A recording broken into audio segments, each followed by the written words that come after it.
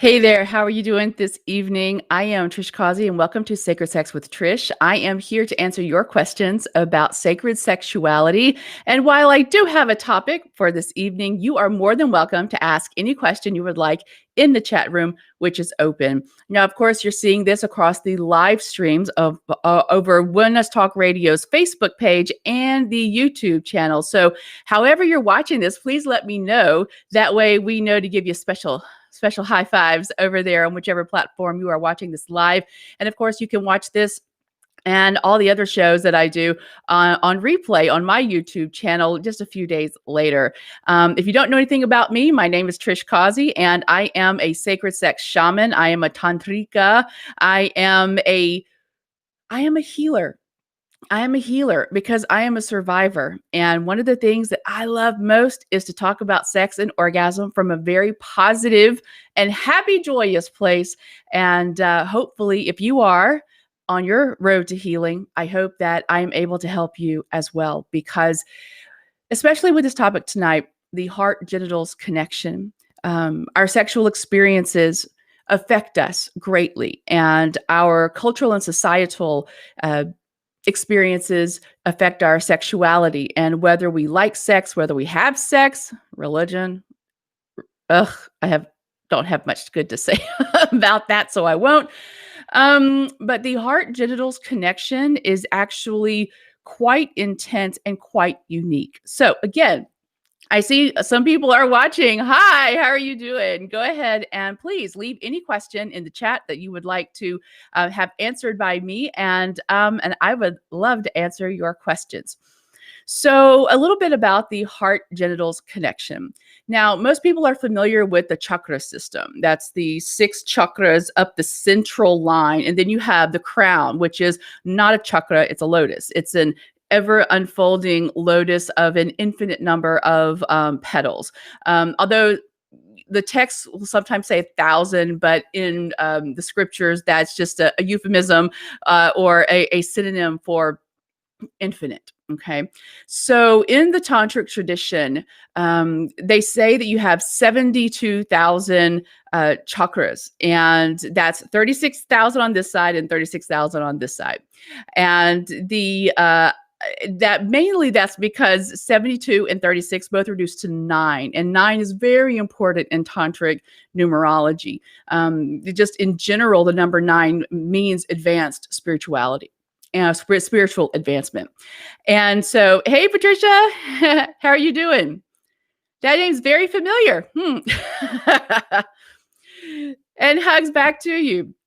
Now, in other tantric systems, they say we have 114 chakras. You have 112 in the body and 2 outside the body, and 100. And of those 112, 4 of those you can't control, so you have 108.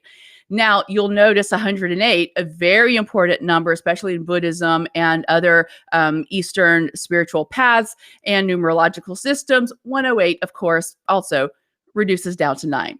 So the basic idea here is that you have all these chakra systems, chakras that in your system that are basically a nexus point between nadis or meridians, and so most people, again, are familiar with the 6 up the front, the center, the sushumna, and then you have your crown.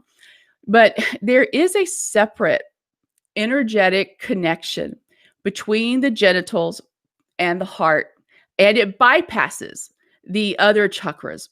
So when we are feeling feelings of love, we probably have feelings of lust as well, right? We most of us want to have sex when we find somebody that we want to fall in love with, and it's like, oh my gosh, they're just the best thing ever.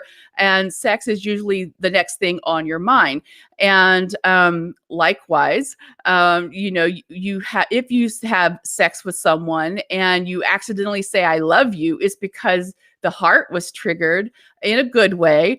And so there is this just this energy circuit between the genitals and the heart that a lot of people do not know about. Now, in our culture, women, oh, you've just been talking about that. That's cool. Well, this is so important right now. because there is an old adage, and unfortunately, I do think it's actually kind of true. And that is that men use love to get sex, and women use sex to get love. So basically, it's like where each of us, because of our cultural, societal, religious conditioning, each of us is missing that connection. And so we're using, and not in a good way, we are using the other end of this polar extreme to get what we think we want, right? And the really interesting thing is that for women, we have positive and negative poles in this, okay? And it varies between the masculine and the feminine. So again, let's talk about poles and polarity. Polarity is not duality. I say this all the time, and you're going to hear me say this all the time. People use the terms polarity and duality simultaneously, interchangeably, and they're not. They're not the same. Duality is this or this. It's like one or the other, and there's nothing in between. Polarity is this and this as extreme ends of a spectrum. And then there's lots and lots and lots of stuff in between. So whether it's black and white and infinite number shades of gray, or if it's, red to purple on the rainbow system, or even further black and white, because the black and white are extremes. White is the presence of all colors, and black is the absence of all colors. Black is not inherently bad, people. My father was a physicist. This was kind of drummed into my head. Black is not bad. White is not necessarily good. They are extremes of, the spectrum, right? And so in between, you have all of the visible light spectrum colors in our traditional Roy G. Biv rainbow color system.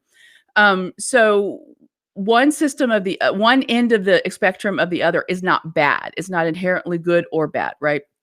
Because that's judgmental, and we don't live in 3D judgment, do we? No. We're 5D and above, right? Right. So for any newbies, you'll catch on to the lingo. I know you will. And so with the idea of the polar, not bad, but the polar extreme, trying to get around my microphone here. The polar extremes, the women's positive, we have positive and negative poles. The positive pole for women is the heart. And the negative, which is not a bad thing, the negative or opposite pole is the genitals. And so in men, the positive pole is their penis, their genitals, and their negative pole is their heart chakra. And so when I learned that, it just made everything so clear about how we get things so screwed up. We get them really screwed up here, especially here in America. But women really do use sex, their negative pole, to get love, their positive pole, and men use love, their negative pole, to get sex, their positive pole. And this is why if you look at the way we usually come together sexually, man and woman, and I'm sorry, I know that's very heteronormative, just hang in there with me, okay? Just for a minute, is that women need lots of foreplay, right, to get aroused, because it actually, there's actually a very significant, very obvious sign when the vagina is ready to be penetrated. Okay. And so women need lots of so-called foreplay to do that. Whereas men, if a woman is able to just turn them on, it actually lights up his heart, and that can scare him. Like if he's thinking, okay, this is just going to be sex, or this is just going to be a one night stand, or we're just going to be fuck buddies. And then suddenly his heart is being triggered, his heart is being awakened. That will scare him. And so men who are blocked in their heart will need a lot of sex. I hate to say it like that too. Hey, Jess, how are you, babe? I love you. And your if their heart is blocked, they will likely need a lot of sex to have their heart awakened. And this is why we have such problems in our male-female relationships is that the women typically are ready to love. Like we just want love. It's like when it comes to this, all women are Libras. We all want love. And we don't necessarily all want sex, especially if there's been sexual wounding, sexual trauma, sexual abuse, whether it's one time or repeated abuse. With men, because they've been told to block off their heart, don't have feelings, don't express emotions, don't cry, man up, don't be a wuss, don't be a sissy, don't be a pussy. I hate that word, y'all. I can't stand that word. But, sissy, is a kind of a slang term for sister. So that's why it's just misogynistic all the way around, both of those words. And what happens is that women will women will be more likely to just have sex with a man if they think that will get them love. If they think that I can make him love me. I can change him. No, you cannot. Stop doing that. Free will does not work that way, lady. Back off. All right. And for men will absolutely pretend that they're in love or that they have feelings, and they'll do what we would otherwise consider loving, acts of kindness, the flowers, the chocolate, that kind of thing, because they know we love that kind of stuff, especially the chocolate, Godiva, the special stuff. All right. All right. So no, this episode is not brought to you by Godiva. It would be fabulous if it were, but it's not. I just love chocolate. Anyway, so when we are imbalanced in this heart-genital connection, it's oftentimes because we're imbalanced in the other chakras, and we have so many, regardless of what system you're looking at, talking about, etc. So, hey, y'all, how are you doing, Pawan Sood? Thank you for joining us. Oh, thank you, Jess. Oh, hey, Patricia. Oh, I'm good. I'm glad this is making sense, because some of this can just sound nuts, crazy, right? Because you're talking about the subtle body and the energetic body, or the aspects of the energetic bodies, plural.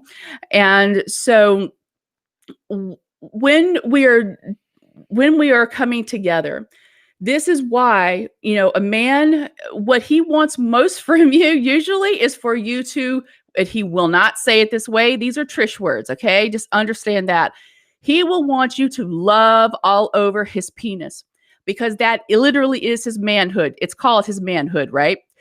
That's because he is so ingrained to have the totality of his masculinity to be wrapped up with a bow right there on his penis and testicles, that if you do not love his penis, if you're not awed by his penis, if you don't just want to, handle and lick and slurp and kiss all over his penis, he will feel offended, like there's something wrong. There's something wrong with him as a human being.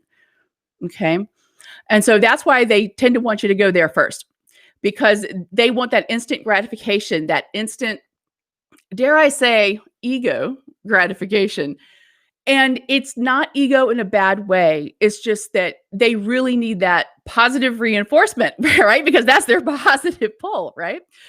And so for women, however, we experience a lot of sexual abuse. And unfortunately, that's just the truth of the 3D world, but that's what we are here to change, right? To raise the consciousness of humanity. Now, for women, we have a lot of negativity that we send to our negative pole, our genitals, whether it's periods that are painful or just uncomfortable. They're annoying. They are not convenient usually. And that's assuming you don't actually have severe, PMS and severe pain. It's assuming you don't have any other issues with ovaries, uterus, cervix, that kind of thing. Just having a period for 40, 50 years of your life. That's a lot of expense. Did you know that tampons are taxed as a luxury item in the United States? Yeah. Yeah. Like last time I checked, it was like 40 states tax tampons as a luxury item. Yeah. So I've never seen them as a luxury item, although I am grateful to have had tampons when I needed them, because there are actually women in other countries who don't even have that much, and they have to reuse old rags. They even reuse pads that they've used the previous month. They wash them out like actual pads. And I'm not talking about rags, I'm talking about pads. But anyway, so then you get into the topic with the negative pole for women. And that is, again, negative in this case, I'm talking the poles is not bad, but our experiences are usually, for a lot of women, they are unpleasant. So when you talk about sex, first time sex is, for a lot of women, it's painful. There's the topic that a lot of people don't talk about in the spiritual community, and that is the topic of miscarriages or abortion. And so there's all this shame that we put, on our bodies down there. And then we have the pain of childbirth, and then how our bodies change after childbirth. So there's a lot that women absorb emotionally, psychologically, as well as physically and energetically in that place down there.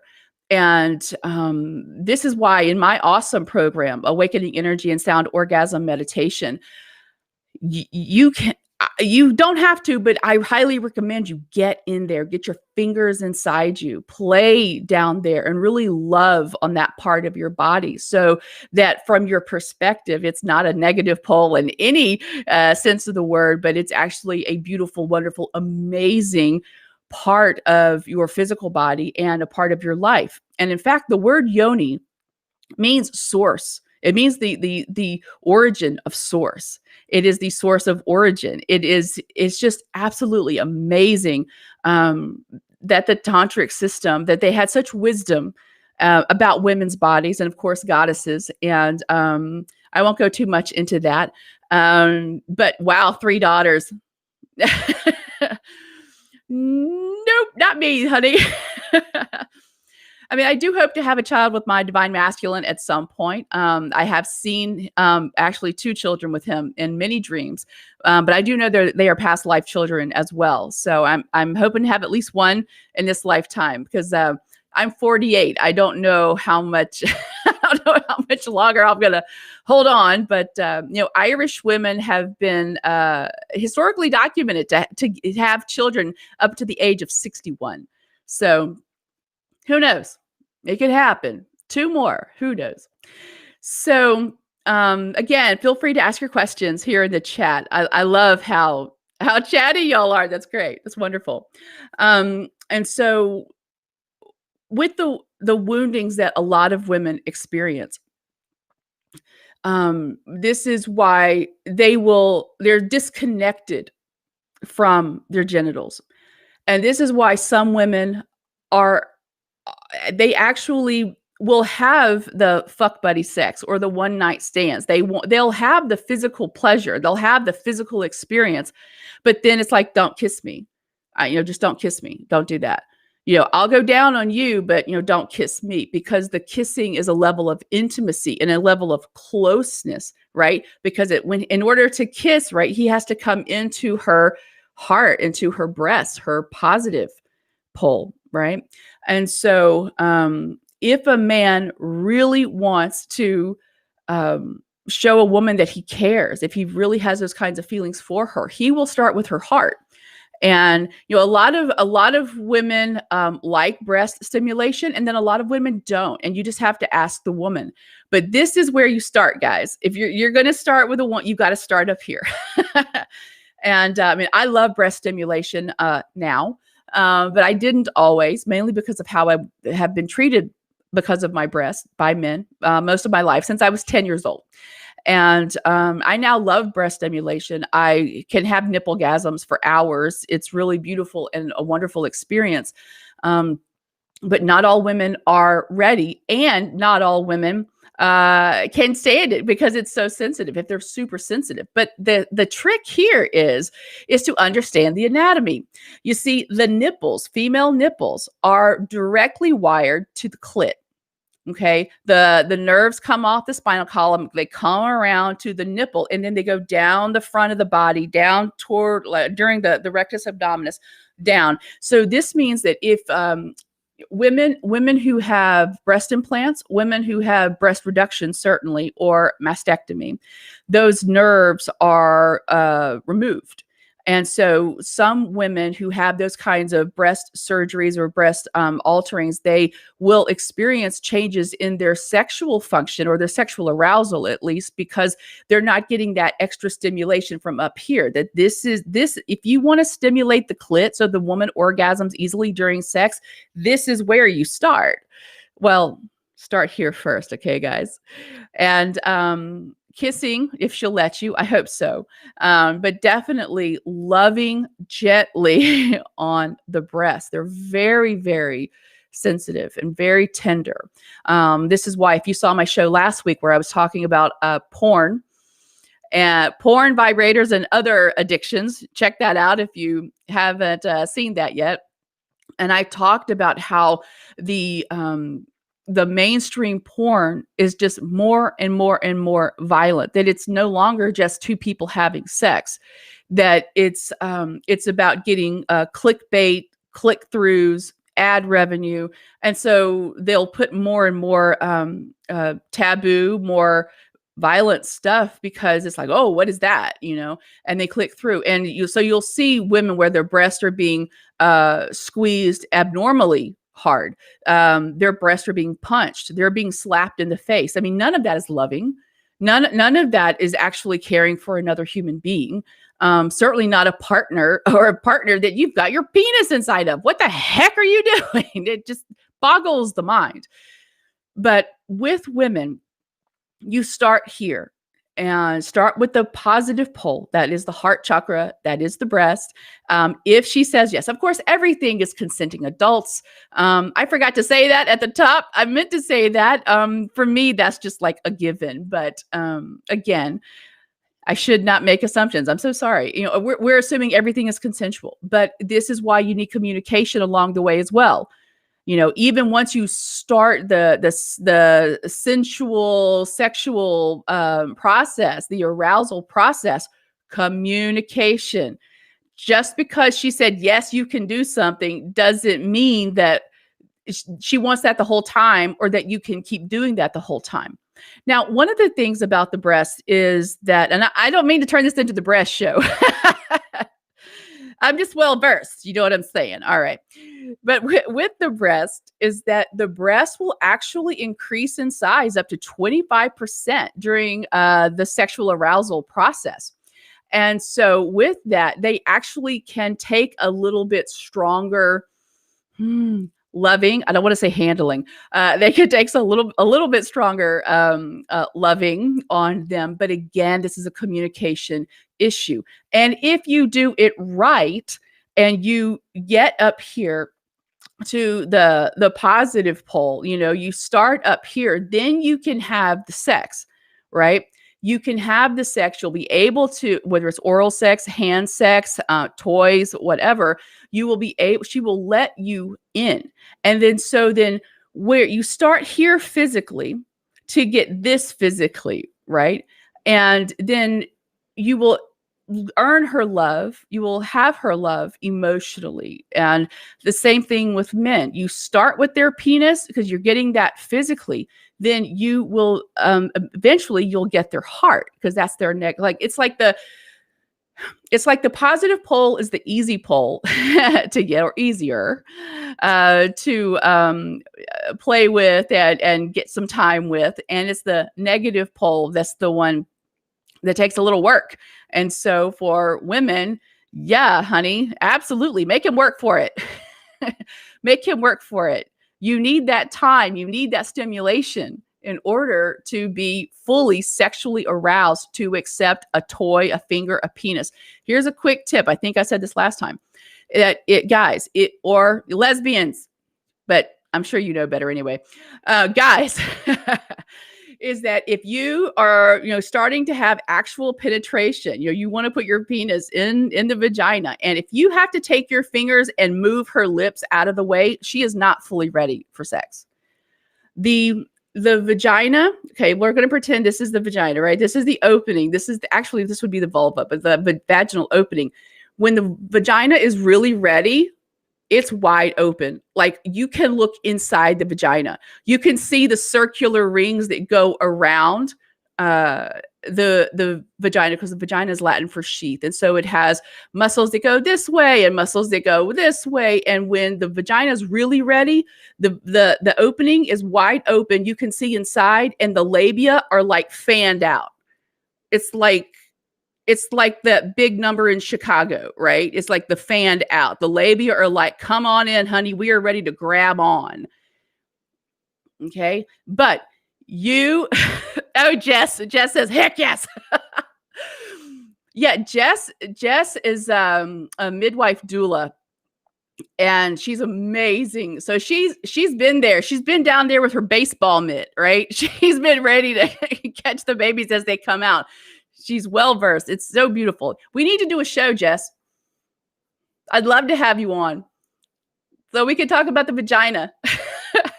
I'm going to do a vagina show, and hope I don't get kicked off Oneness Talk Radio. No, I think Kira would actually love that, frankly. But anyway, but with the man, because let's talk about him, because I want to do a penis show too. Oh, good, Jess. Oh, I can't wait. Yes, the VJ, right? Love the vag. So with the penis, and what men will not tell you is that they actually like their penis to be loved on. Now, I'm going to do a whole show on Yoni Puja and Lingam Puja. That is, puja means worship. It's Sanskrit. It means worship. And so this is an incredible opportunity for you to show your man love in a way he's never experienced, certainly never seen in movies, and and probably hasn't seen it in porn, and this absolute reverence for the genitals. And when we're still healing from all of the indoctrination of religion, it's really hard for some people to come up out of that and to really see the beauty in the genitals. I'm fascinated, obviously. But I love the penis. My male clients call me the penis guru. And I wear that as a badge of honor, because I am amazed just from the engineering of the penis. It's just stunning. I love it. And one of the parts, though, of the body that don't get a lot of attention on men are the testicles. And you can absolutely send your man to orgasms out of this world just from slow, methodical love of his penis, and especially the testicles. And even the testicles. Oh, hey, Robbie, you're not late. You know I can talk forever. We're just getting to the penis. You're here just in time. So with the penis, most men, they don't think of their penis as beautiful, and most of my clients are men, and I've talked with thousands of men across social media and email, and they've contacted me, and they write in on my shows and that kind of thing. I've talked with thousands of men.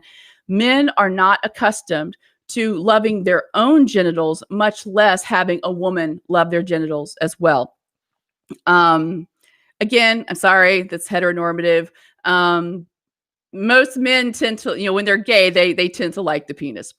But one of the things that our culture does to men is that, aside from saying that your masculinity and your value as a man is wrapped up in your penis and how big it is, and that you manly and that kind of thing, is that then they turn around and they call their genitals junk. Yeah, it's my junk. Don't mess with my junk. And the culture does not teach men to have love and respect for their own genitals. And if you know me, you know where I'm about to go. And that is to talk about the initial wounding men have with their penis, which is circumcision. Now, neonatal circumcision is a huge medical custom here in the United States, mainly because it is a huge financial industry in the United States. And a lot of men experience circumcision, and unfortunately, and they are missing a very important part of their penis when they lose their foreskin. And the foreskin has many parts to it, including the frenulum. And what a lot of people don't know is that the foreskin is actually wired to the prostate. So when men in their 50s, maybe 40s, but 50s start to have erectile dysfunction and then premature ejaculation, it's because they're actually missing a very important part of their anatomy that connects them between, the ejaculatory experience out here on their penis, but the ejaculatory reflex that actually is happens back here in the prostate. And so the circumcision, and I can do a whole show on this. I do a lot of this talk on my YouTube channel. So I'm a foreskin educator. I'm the foreskin fairy. I like to teach about foreskin. And certainly an adult man, if he has some loose skin, he can go through a process called foreskin restoration, which is basically stretching the shaft skin so that he can hopefully one day have the shaft skin cover the glands, and the glands can start to heal and shed some of that dry skin.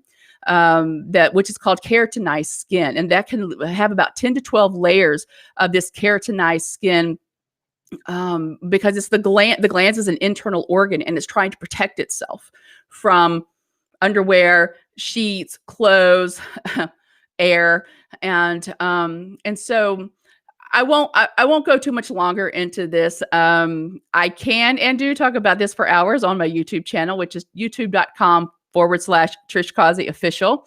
I also have videos there on Ascension, so you'll feel at home amongst all the penis talk.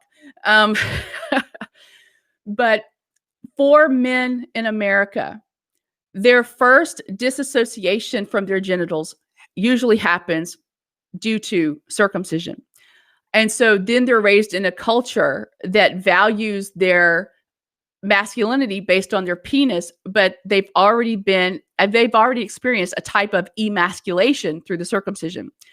So as they grow up and they start to have sexual experiences, the circumcised penis, it feels things differently, mainly because, again, the keratinized skin, which is a thicker it's skin. It's not real. It's not skin like we have out here. It's keratin. It's keratinized tissue. It's hardened tissue. Then they have the scar, and because of this, they cannot feel soft touch. Not the way intact men can, intact being uncircumcised. And so circumcised men tend to have sex differently.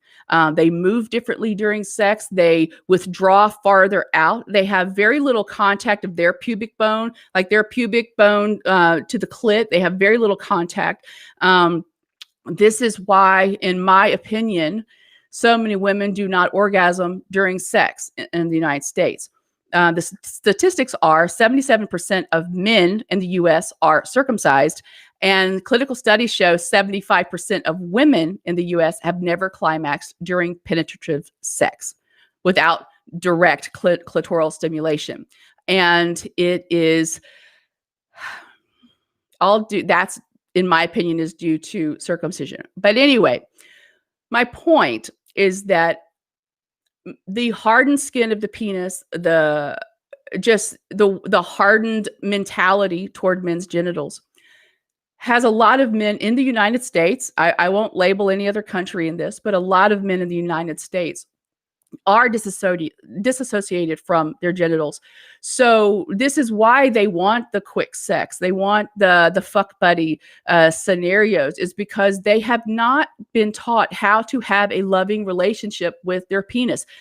the foreskin and it's the way it's innervated with the nerve bundle on the internal foreskin and the ridged band. It is the most sensitive part of his body, except for the frenulum. Those two parts are the most sensitive part, more sensitive than fingertips, more sensitive than anything in the face, the lips. And they lose that through circumcision. And so when you then go to, have say do a hand job. Well, I hate the word job. I don't want to use the word job, but let's say some hand sex. That's what I tend to call it, is hand sex. When you have hand sex with a circumcised man, you have to be a little rougher. You have to be a little stronger. You have to grip harder.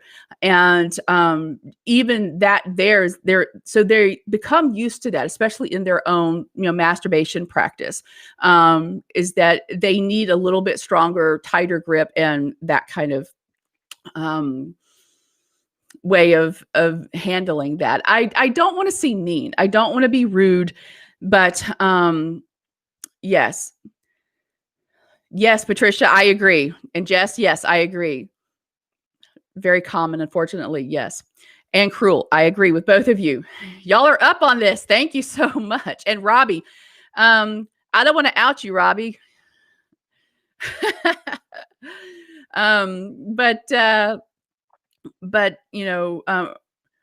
Robbie is an intactivist as well. And I consider myself a foreskin educator because it's really important to understand the foreskin. So anyway, moving on. With the idea of approaching the genitals in a loving, caring way, you really have to show love. And you have to show, Robbie's laughing.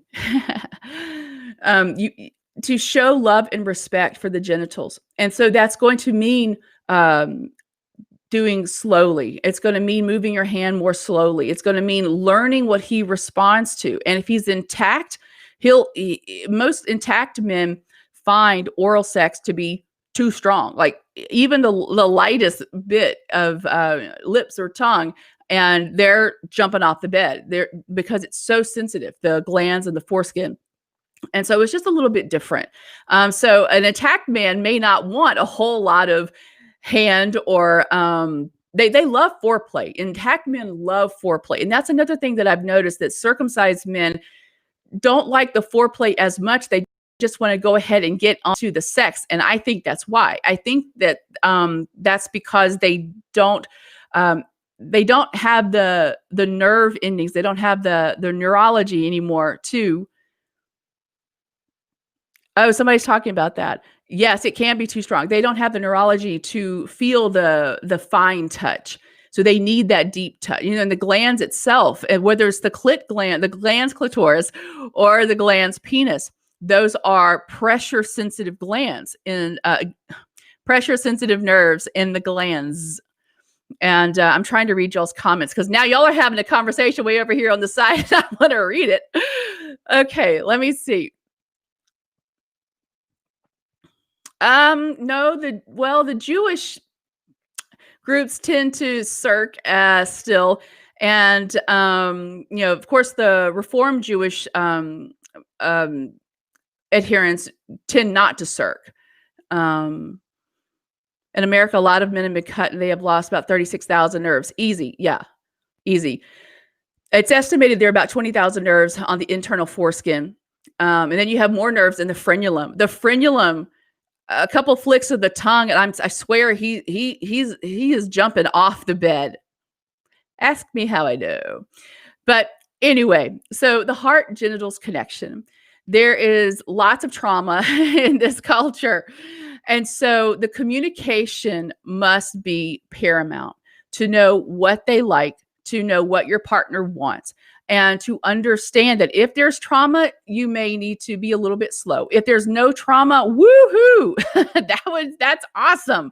And if you have overcome your trauma, if you have done your healing, which includes usually a lot of shadow work as well, as I have, then you can get back to, you can love sex, and you can love sexuality, sensuality, and you really, really love the foreplay.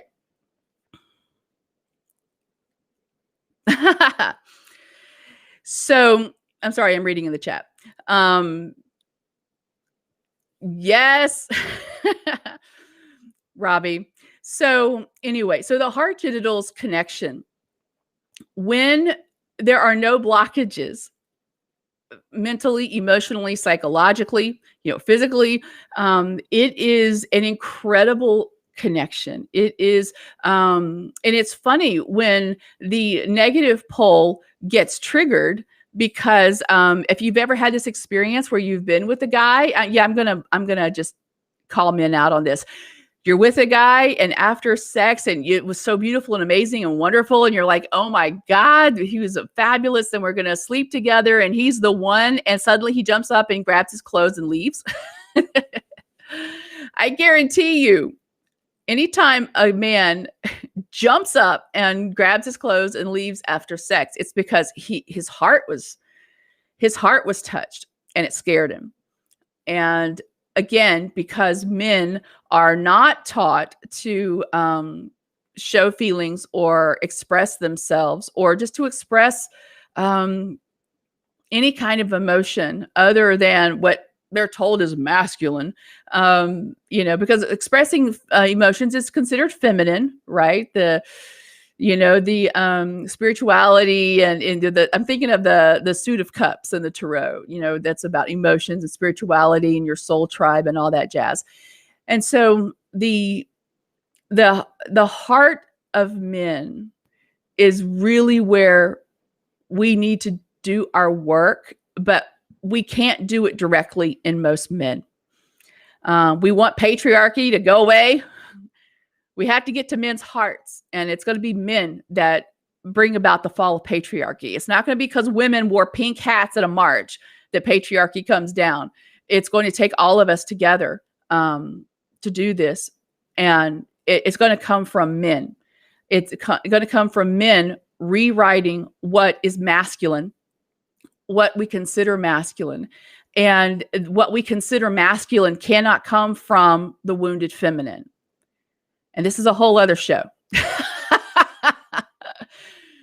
Because what happens a lot of time is that in these gender wars that we have still, is that, what a lot of women want, what they consider to be masculine, it's actually coming from their place of wounding.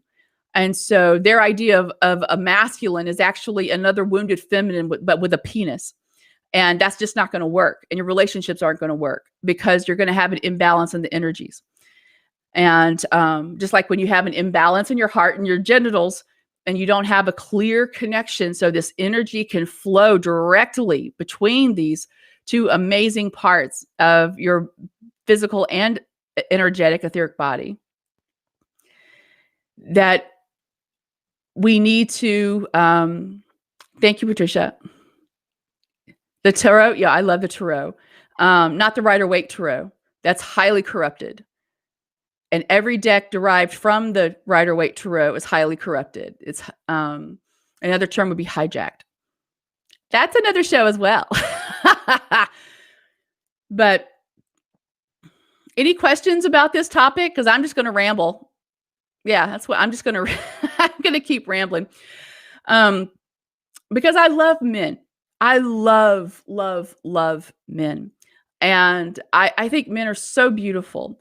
And it's taken me a long time because of my own woundings and experiences with sexual abuse. It took me a long time to love being a woman. It took me a long time to love my own body. I had a huge disconnect with my breasts, because from the time I was a child, and I hit puberty at 10, I have been either ridiculed, bullied, or straight on attacked because of my breasts. And so I was very disconnected. If you go to my blog, which trishcausey.com, and you click blog, the little button for the blog at the top, you'll see one of the featured posts, or one of the ones that I keep tagged to the top, is called Me, My Breasts, and I. And I had such a distorted relationship. I could have sex with people. I could have sex with men, no problem. And, menage a trois and theater orgies, no problem. But I was never there emotionally. Like I was just completely cut off. And it's because I was cut off from my breasts. I thought my breasts were ugly, and I thought my breasts were my enemy, and because they attracted men who attacked me, right? And so I blamed my breasts for that. So me and my wounding, I was hating my own body when my own body didn't do anything but just exist. And it was culture and society and aspects of religion that said, a man can do whatever he wants, a man can, go get him, go after it, whatever you want, don't take no for an answer, until a woman actually says no. And then they don't know what to do. It's like, well, I said no. well, I've been told don't take no for an answer. Well, you will now, but it's still, it doesn't matter. Sometimes they don't listen. And so I had to do a lot of healing. And that blog post talks a little bit about that. So, Patricia, thank you so much. As you're an inspiration to so many, including my daughters. We are all in this together, and we all have stuff to heal. And, for those of us on the ascension journey, we have incarnated in this lifetime to end so much of this ancestral and generational abuse, right? And it is a soul mission. Like intactivism is soul mission for me. It's my joint soul mission with my divine masculine. And I know you're probably thinking, wait a minute, what? how is that and a soul mission? Like ending the sexual abuse and sexual trauma of children. Aren't we all here for that? Like, aren't we all doing that in some way? Right? So we all have our woundings. And so then how do we overcome some of that? If we've had trauma, if we've had even bullying, maybe not trauma per se, but bullying about your body. Men, it's so funny because sometimes I do a blog pictorial to highlight the beauty of the intact male. And it's so funny because they'll say, well, just hope I'm a grower, not a shower. I'm like, dudes, stop saying that. You realize most men are growers, not showers? That for a lot of men who are showers, it actually can mean they've had damage done to their suspensory ligament that actually holds the penis up inside the body. So it's okay. When you're talking about the heart-genitals connection, and I'm just going to go right back to communication. Communication is paramount because the positive pole for men as the penis, they need that positive reinforcement, right? And for women, our breasts, our heart, but our breasts, especially in breast-obsessed America, this is where we need positive reinforcement, and we just need respect. We need respect, and we need trust. And the trust and the respect will get you the intimacy, and the intimacy will very likely lead to some yummy, sensuous sex. And then the foundation of that respect and trust and intimacy will lead to some amazing sex, because all of that is rooted in communication and being able to express yourself and being able to love yourself, and to love yourself on the polar extremes and all the little yummy bits in between, right? Again, positive and negative is not good and bad. It's just, opposite ends of a spectrum. Okay. And I want to make sure that I get questions in, because this is a huge topic. And I would love to hear from some men. I'm not saying, oh, Patricia, please keep talking. I love that you're so active in the chat. That's wonderful. And so Pawan Sood says, Madam, all of this will be good. We need to strengthen our heart chakra only. I disagree. I don't think we need to strengthen our heart chakra only. I do feel that if we strengthen our heart chakra first, that some of these blockages that we have in the other chakras will begin to heal, you know. And thank you so much. I don't want to hit my microphone again. I know it looks wonky. But no, I appreciate your comment, Puan. It's very important what you're saying is that for men especially, if we can encourage our men who are so beautiful and wonderful to start to live from their heart, to be able to express themselves, to express what they feel.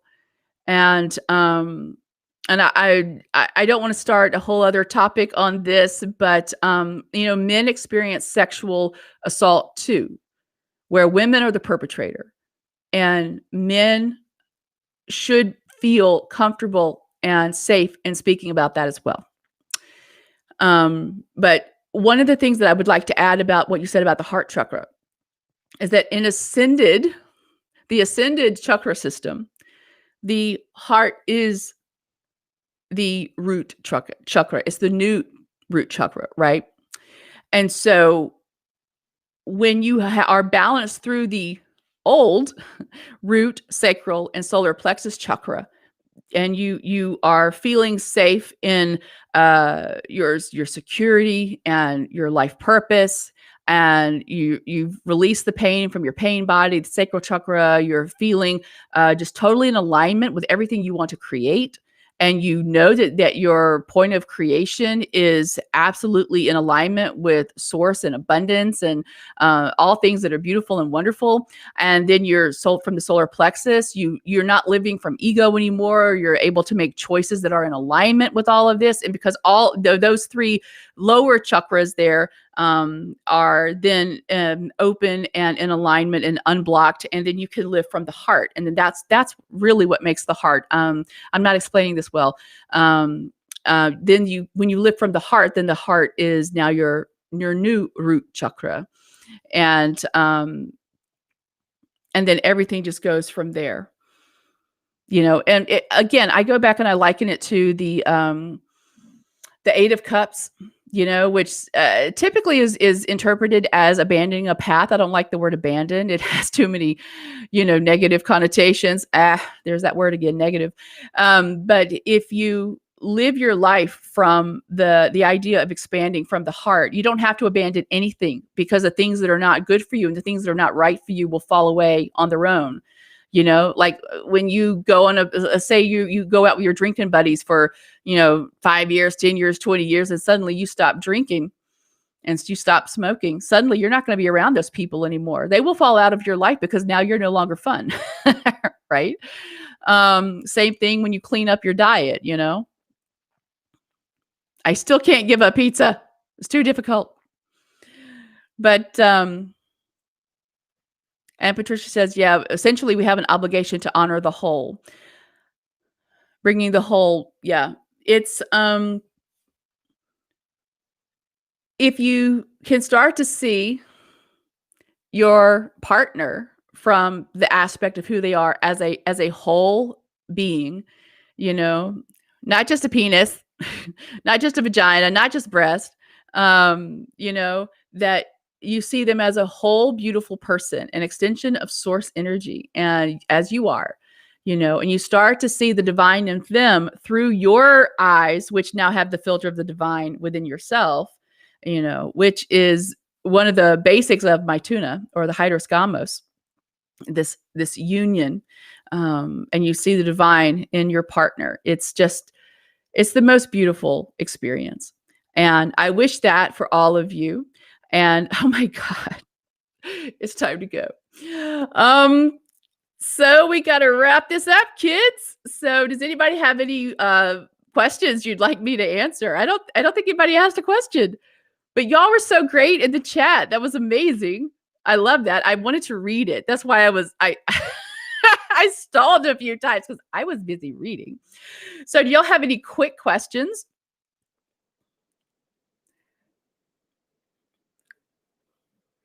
Well, y'all are great. I greatly appreciate y'all watching and tuning in. I see that we have viewers and Facebook and YouTube, and I am so thankful. First of all, I'm thankful for all of you for being here. I am very thankful for Sheree and Kira asking me to bring a show on sexuality to Oneness Talk Radio, the leading edge of consciousness. And let me tell you, we were out there today. And I look forward to seeing y'all in the future. I have a group on Facebook. It's the Sacred Sex with Trish group. Please feel free to join that. And I also have my own YouTube channel, which is Trish Causey Official. Feel free to go to my website. And if you are needing some assistance and you would like some courses, programs, or some one-on-one help and coaching, just let me know. Trisha says, just wow, love you. And thank you so much. I appreciate it. She says, yes, you're fab.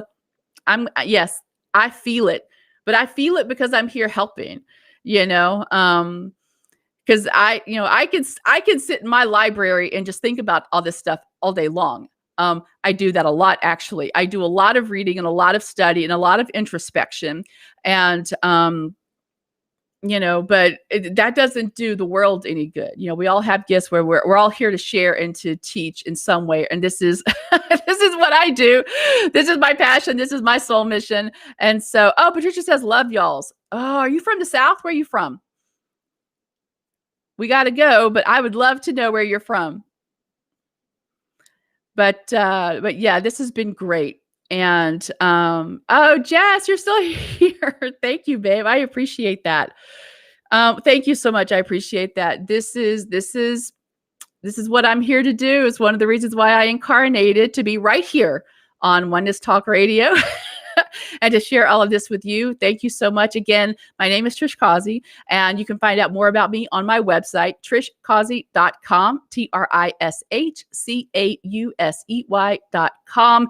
And I look forward to seeing y'all back here, same time, same channel next week. I love y'all. Y'all take care. And remember, only love is real. See y'all next week. Bye.